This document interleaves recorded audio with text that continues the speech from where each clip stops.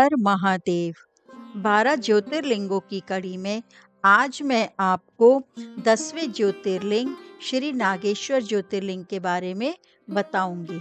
भगवान शिव का ये प्रसिद्ध ज्योतिर्लिंग गुजरात प्रांत में द्वारिकापुरी से लगभग 17 मील की दूरी पर स्थित है। इस ज्योतिर्लिंग के संबंध में पुराणों में ये कथा दी हुई है। सुप्रिय नामक एक बड़ा धर्मात्मा और सदाचारी वैश्य था। वह भगवान शिव का अनन्य भक्त था। वह निरंतर उनके आराधन, पूजन और ध्यान में तल्लीन रहता था।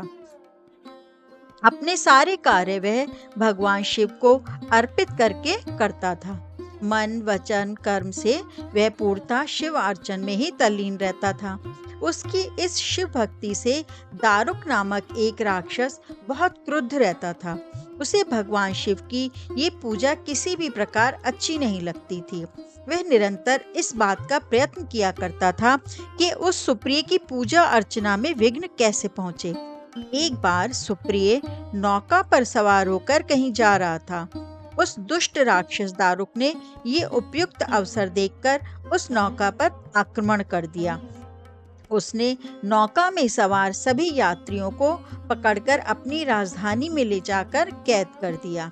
सुप्रिय कारागार में भी अपने नित्य नियम के अनुसार भगवान शिव की पूजा आराधना करने लगा।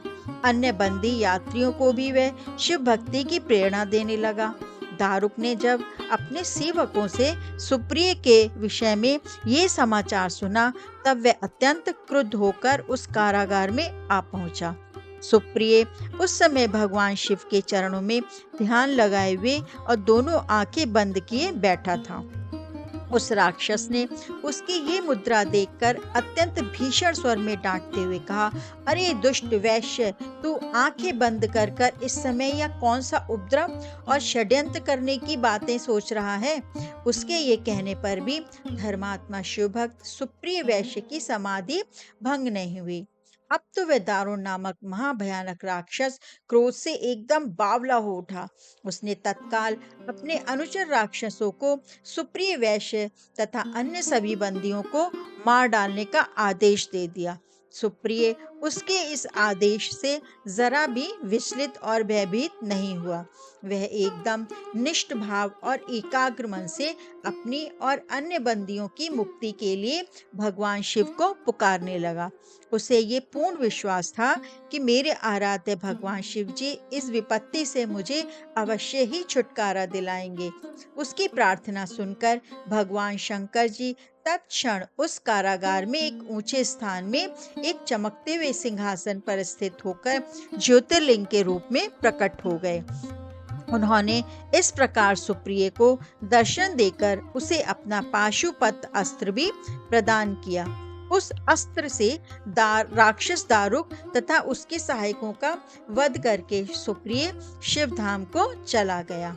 भगवान शिव के आदेशानुसार ही इस ज्योतिर्लिंग का नाम नागेश्वर पड़ा। इस पवित्र ज्योतिर्लिंग के दर्शन की शास्त्रों में बड़ी महिमा बताई गई है। कहा गया है, जो श्रद्धा पूर्वक उसकी उत्पत्ति और महात्म्य की कथा सुनेगा, ये सारे पापों से छुटकारा पाकर समस्त सुखों का भोग करता हुआ अंत में भगवान शिव के परम दिव्य धाम को प्राप्त होगा। बोलो हर हर महादेव। ओम नमः शिवाय। अगर आपको मेरी कथाएं अच्छी लगती हैं तो कृपया मेरी कथाओं को लाइक, कमेंट और शेयर करें। इससे मुझे प्रोत्साहन मिलेगा। और अगर आपने चैनल को सब्सक्राइब नहीं किया है तो प्लीज़ सब्सक्राइब करें और बेल आइकन को भी दबाएं, ताकि जब मेरी कथाएं नई आएं तब आपको तुरंत सूचना मिल जाए। धन्यवाद।